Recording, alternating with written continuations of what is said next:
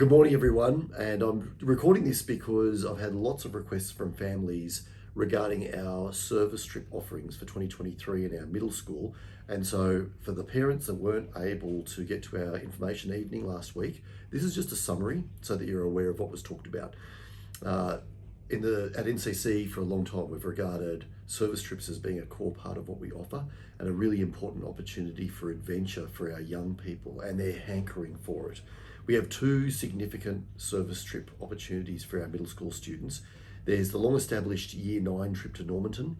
There's plenty of information available on this one. It occurs in the middle of the year.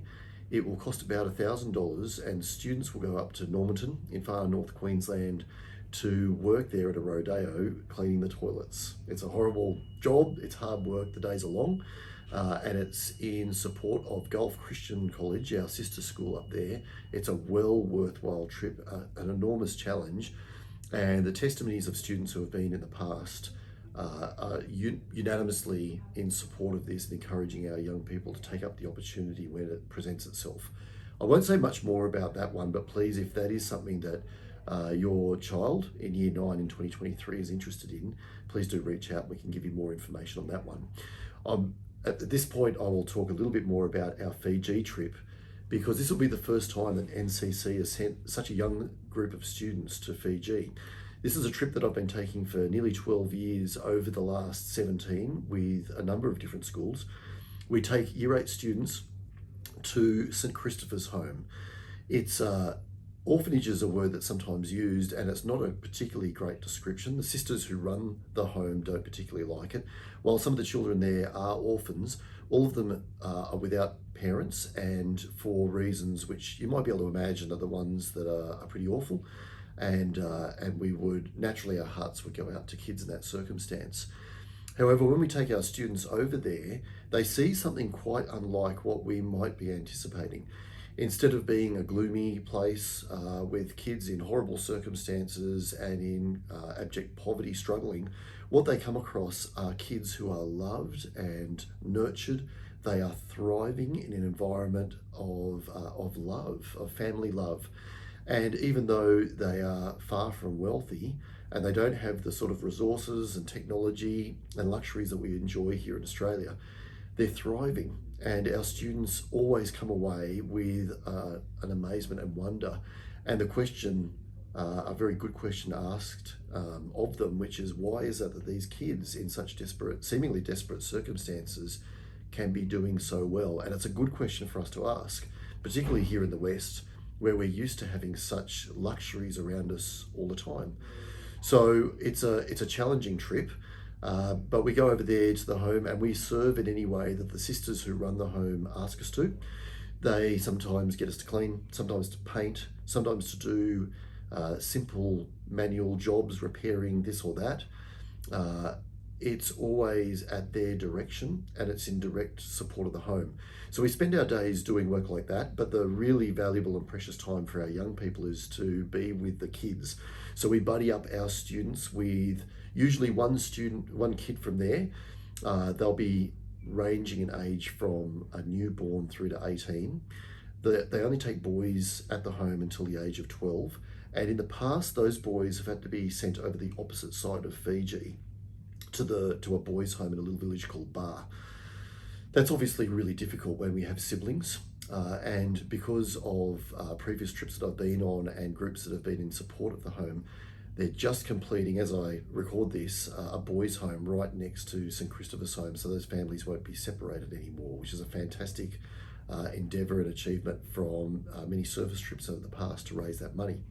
So our students will be buddied up with kids over there. Every evening they will play with their buddies, they'll sing songs, they'll play games, help them with their homework if that's appropriate, and get to know these kids over there and their memories and friendships that often last for years and years and years. We have some other cultural events that we do while we're over there. We take them into Suva and they get to see the town centre and have a little bit of an explore there. We take the kids from the home to a swimming pool and to a movie, and heaven forbid we take them to McDonald's on our own budget and treat them to that. We go to church with them twice during the time that we're there, and we are expected to sing in front of the whole congregation. And by the time we finish up on our last Sunday, we're generally pretty good at it. Anyway, it's a remarkable trip and a really worthwhile adventure for students who are up for something of this sort of magnitude. Next year, our trip will happen from the 16th of June to the 26th of June. So that's the last day of term 2.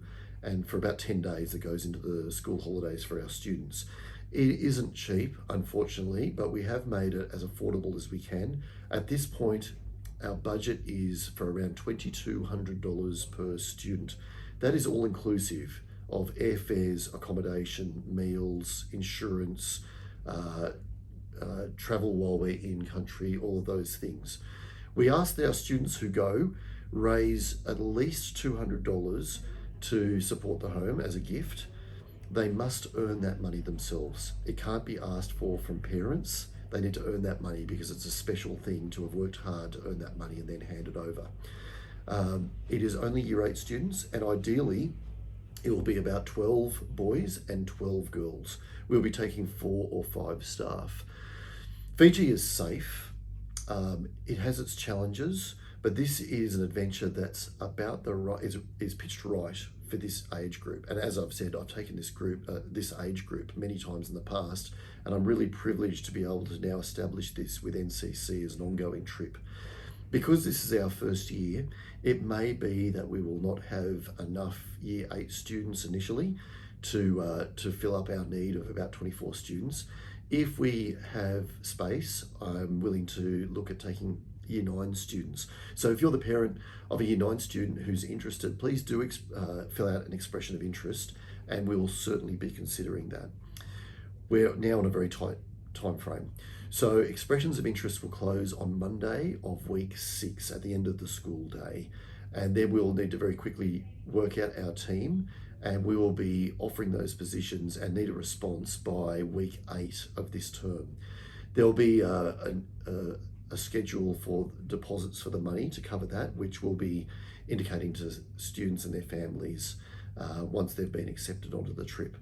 I think that probably covers all of the immediate information. There will be training fortnightly for students starting at the beginning of next year, and I would emphasise it is a significant commitment for our young people.